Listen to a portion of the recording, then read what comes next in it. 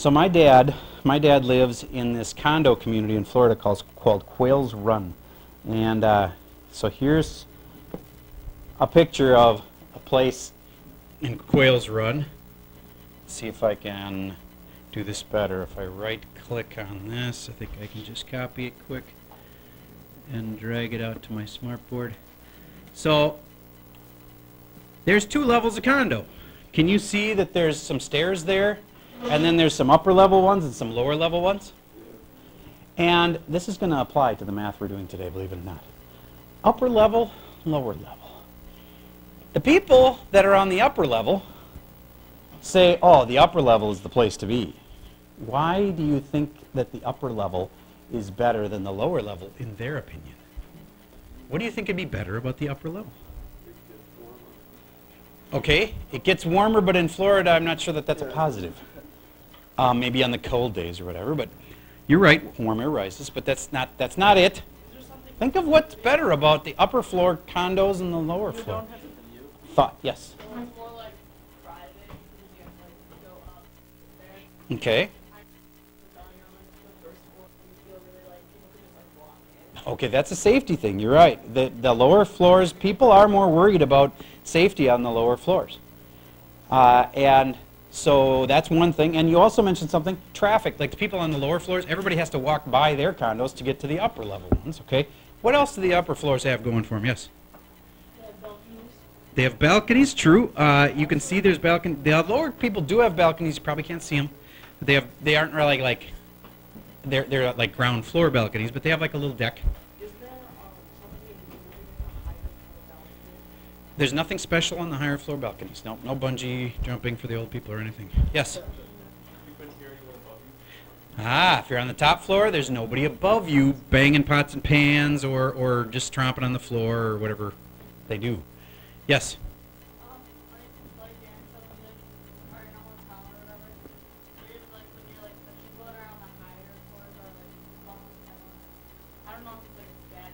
Yeah, it is kind of a status thing. The higher, have you heard of the highest floor, what that's called?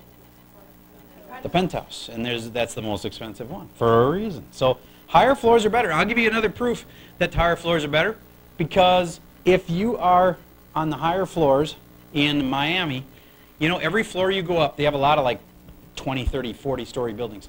Every floor you go up, do you know you pay more? It's about $10,000 more every floor you go up. So if you go up 8 floors, that's $80,000 more for that condo, just to be up that much higher, because it has that much better view and maybe a little bit better breeze, sometimes people say. All right, so on the other hand, my dad lives on the lower level, and he says, I'm so glad I'm not on that upper level. What do you think the people that live on the lower level say is better about the lower level? Yes? They don't have to like walk all that, like down all the stairs. You're right, it's the stairs. If the old people and their knees or their hip, my dad, it's his hip. He just has a hard time walking long distances, and then he thinks about, oh, if I had to carry all my groceries up there, oh my gosh, that'd be just awful. I'm so glad I don't live on the top floor. What else can you think about on the bottom floor that might be better? Yes? You don't have to worry about making noise and annoying your neighbors below you or whatever. Okay, good point. All right, so I'm sure there's more, but what I'm trying to get across the point here is that the upper level and the lower level have advantages or disadvantages. And so I want you to think about that when you're doing today's problems. Like, for instance, if we have 4a squared over 6b to the negative third, let's make it 8, because then otherwise it won't look like a b. Do those b's look happy? No, because see, there's a negative. It's sort of like negatives being like down on life or whatever, right? So these negatives aren't very happy. What do you think we're going to do? They're going to let them switch up to the upper level, and then they'll be happy. Do you get the idea? All right, so what if these a's had been unhappy up here? Well, then we could let them move down to the lower level. We're a very open community about moving around. You can just move until you're happy. You can't leave any answers with negative exponents in them. Now, math-wise, why is this happening? Well, if we simplify it down to just something like this, do you get b to the negative 1? you could put anything you want over 1, right? So now it's a fraction. So now if I wanted to make that happy, I could move it down to the lower level. So I'm saying it's equal to 1 over b, or b to the 1, right? And that's the definition of what a negative exponent does. It makes the number become its reciprocal. All right, so really, you're going to see a lot of problems like this where you're going to have negatives, you're going to make them happy, make them move around. All right, another general fundamental math concept you got to remember is that when you have a problem that has a whole bunch of parts like this, and then I'm going to square it at the end. Let's make sure I know which part's getting squared here. Where do you start on a complicated multi-layer math problem? Yes? Yeah, you went to right into this part, 6 plus 7 or b plus 7 or whatever that is. You go into the middle, right? You start in the middle of things and you work them out. All right, so remember that when we get to the complicated ones, that you start on the inside and work your way out. So like the alien, it always like gets into the human and then it like hatches in there. And anyway, okay. All right, let's try another one. Let's say I had 1 over a, and let's say I put that over 1. What? Equals A. Nope.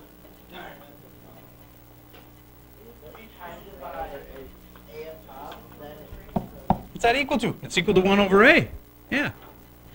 Do you see, then, that even if I had had a number here, like 7, that this a can just kind of, here, I'm going to separate it out and write 1 over a like this as one piece. I can go like this. Shunk. And now it is 1 over a times 7. Let's talk about why that works. So again, 1 over a over 7. Isn't that the same thing as 1 over a times, and then, just a second, can I make this 7 into a 7 over 1? Isn't that the same exact thing as 7? Okay, so then it's 1 over a times, and then I can flip this 1 over 7, right? So 1 over a, it used to be 1 over a divided by 7 over 1. Now it's 1 over a times 1 over 7. If you don't know that, you do need to know that. That's a fraction and a fraction. That's a really important thing. All right, I'm just building up all the background that you need to be able to handle the complicated ones we have today. All right, so then this answer becomes 1 over a times 7. So do you get that I could have just, on a problem like this, gone like this? Shunk. 1 over a times 7. It's a shortcut, but it'll be true. It'll be right. Okay. All right, so that'll be handy to know. And the last thing is on reducing. Like, let's say I have 16a over 18b. Yes, I can go cancel, cancel, but you got to know what to do. I personally like to go like this. Instead of 16, I'm going to write, let's see, 2 times 8. Instead of 18, I'm going to write 2 times 9. And then I can cancel something. What? The 2. So my answer is 8/9. Now, could I have done that a different way? Sure. If you like doing it this way, 16 has 2 go into it 8 times. 18 has 2 go into it 9 times. 8/9. Still get the same answer. It's probably a little faster, but either way works. All right, so there's all the background kind of stuff. Now, would you please get to your notes? And the first page of your notes looks like this. Wake up. All right, do you know what a to the 0 is? It's really easy if you know. It's 1, so that's just 1. And 1 times anything, it's something like it's not even there. Okay, and then, excuse me, are you on this? Are you having trouble getting into this? Okay, I don't want you working on other things right now. All right, so, Mr. D, would you tell me, if I wanted to make this into a fraction, would you agree I can put it over 1? And now where could I make the c's go to make them happy? And therefore the final answer would be? 5 for even. You are correct. And I'll double check, and there it is. B to the fifth over C to the second. Could I have left it with the C being a negative exponent? No. You're not allowed to leave answers with negative exponents. They're unhappy. You have to make them happy. All right. Next, what we're going to do here is called billboarding. That's where you are going to take and write the answer on a fresh sheet. So everybody right now insert a blank page.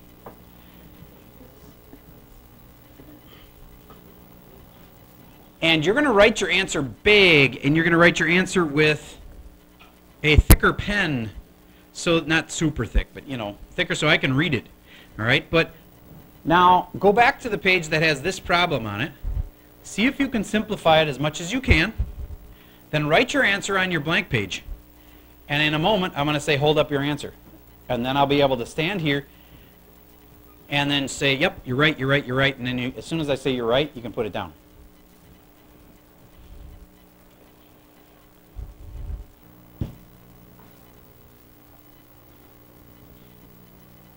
Okay, getting a few people done.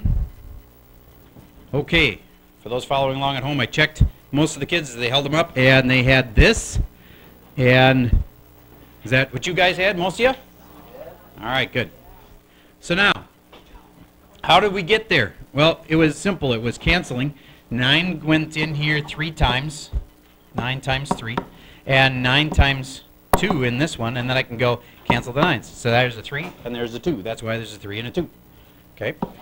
And then the x's, there's 3 of them on top and 8 of them on the bottom. There's going to be 5 left on the bottom after they cancel. The y's, there's 5 on the top, 1 on the bottom. It's like this. That's 6. Oops. There we go.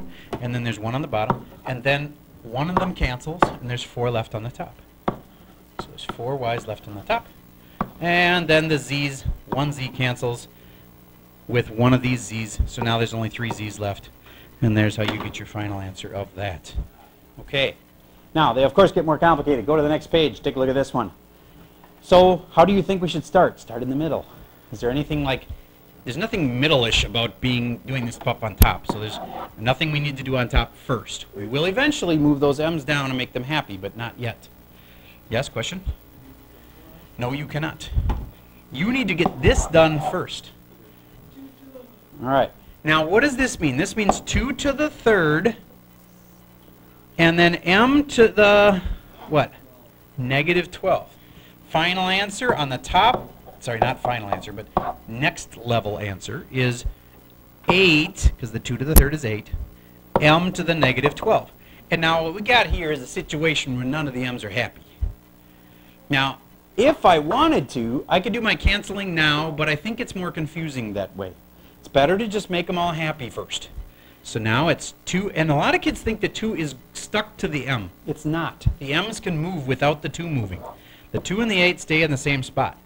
The 12 m's that were on the bottom, m, moves to the top, and then the m to the fourth moves to the bottom. And now I should do some final canceling. Would you please write out what you think the answer is? Zoom in on it so I can easily see it from even way up here. Super zoom. Yep. Yep. Yep.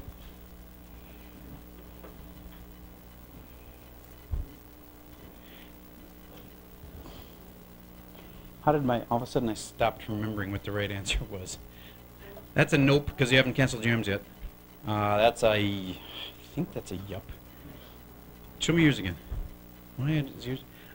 Oh, okay, it's just because you don't have a 1 on top, but you don't have to have the 1 on top, so you're fine. Good, good, good, good, good, good, good, good, good, good. Something's wrong on the top. I think there's something that isn't canceled all the way. Good, good, good, good, good, good, good, good, good. All right, pretty much everybody good has figured this one out now. And it came down to that. And some people had a 1 on top, some people didn't. It's fine either way. All right, so moving on. This one, whoo, they get ugly. Now, remember, start on the inside. That means you don't mess with this stuff till later. Get all of that done. There's a lot of things that can be moved around that aren't very happy where they are right now.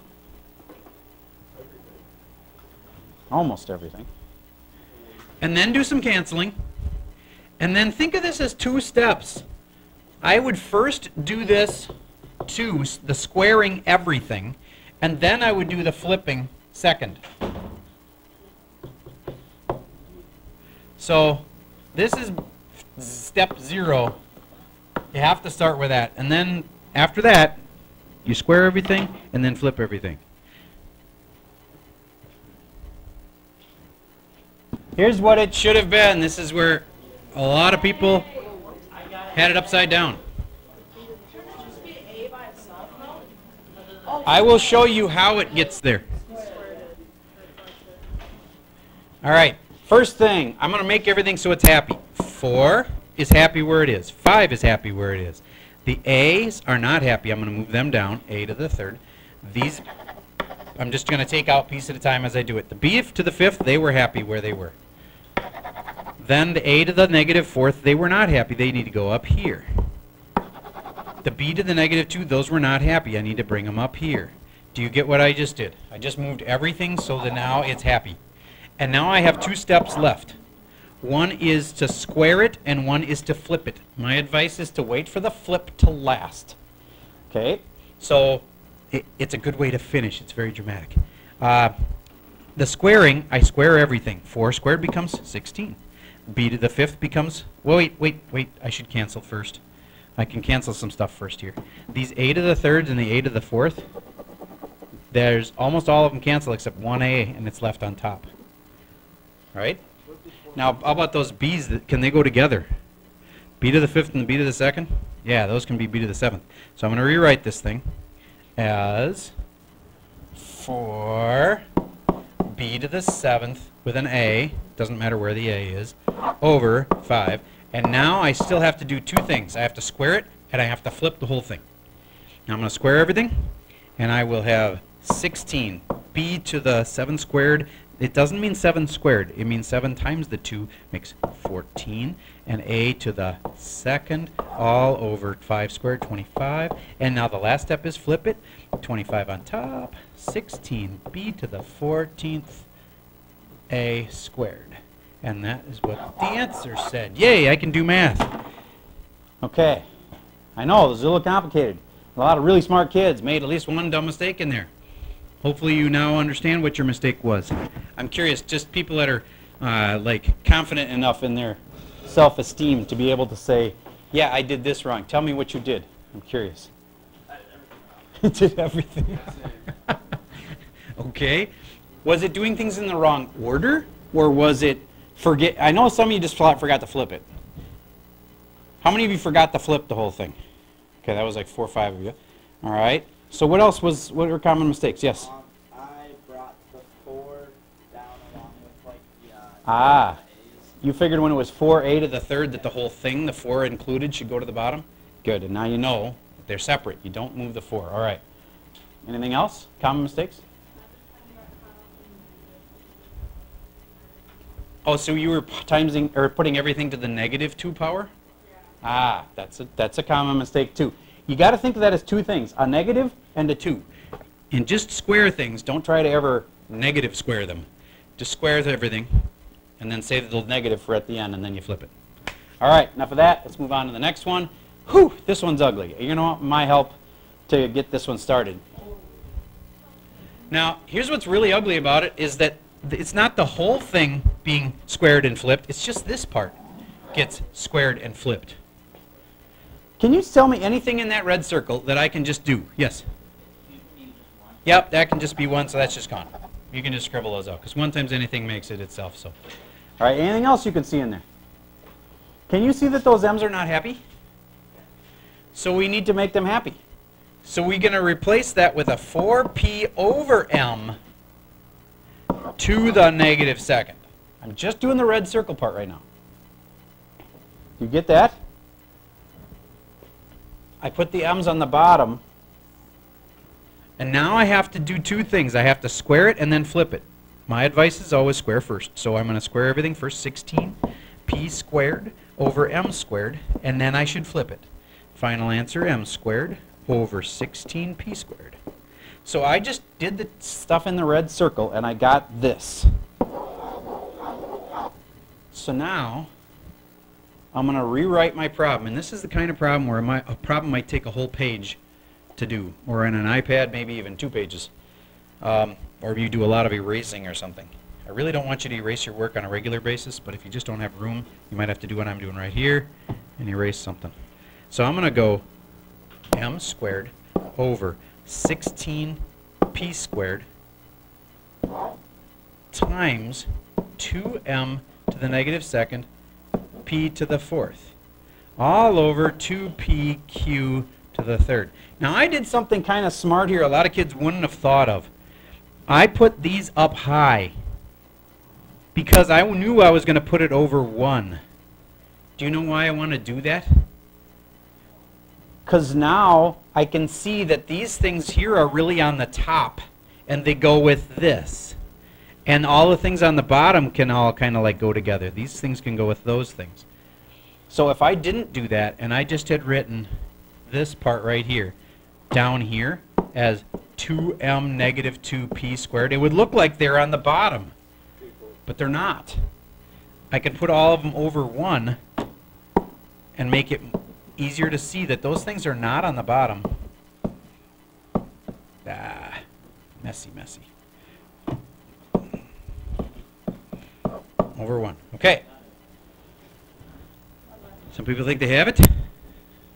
All right. Now, do you remember what I said about fractions and being able to go like this and take this top fraction? Here. I'm going to write it in black.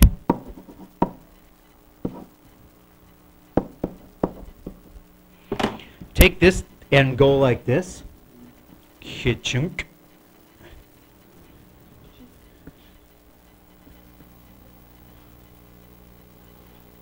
And then I can just take this, which I wish it was all together in one piece, but it's not. I'm going to try to get it together in one piece. Not playing nice. Come on. There we go. And move it down. Ka-chunk. And 1 times anything is just itself, so it's like I didn't even need to do that. Did you really need to do that one? Nope. All right. I'm getting closer. Now I'm going to start checking people's final answers. I'm going to pause for a second while I look at a few. This one. Okay. If the 2's canceled, you are correct because there was a 2 here and there was a 2 here. We canceled them. What about the 16? Why doesn't the 16 cancel? Because there's no number on the top to cancel the 16 with. You can't just divide it all by 2. No, that doesn't work. If you have a, see, there was a 2 here, there was a 2 here. If I wanted to start my problem by canceling those off, I could have. I'm going to go cancel, cancel, and they'd be gone. And then there's only one thing left, and it's going to be this 4, which eventually gets squared and makes it a 16. So you know there's going to be a 16 left in your problem somewhere, and no other numbers. Okay? So I know the 16 is right because of that. Why did time to bottom one divided by the top? How'd it work for you? I got Did you get it right? yeah, first time I got it wrong, but I put 16 on the bottom. Okay. There are many ways you can do these problems. That doesn't mean anything works, but you can do it a lot of things in different orders. All right. I think what we should do now is just have you spend the rest of the time today working on your homework. That way you can have a bunch of time. We'll have about 15 minutes. So I want to give one last reminder that if you want to turn in the extra credit little project, that needs to be done by, I've decided to make that this Friday. If you turn it in by Friday, the way you turn it in is you send me a link to it on YouTube. You don't have to, but if you want to make another college thing for the college that you think you really might go to, and you want some extra credit, I will gladly provide. It's the same as you did for your project.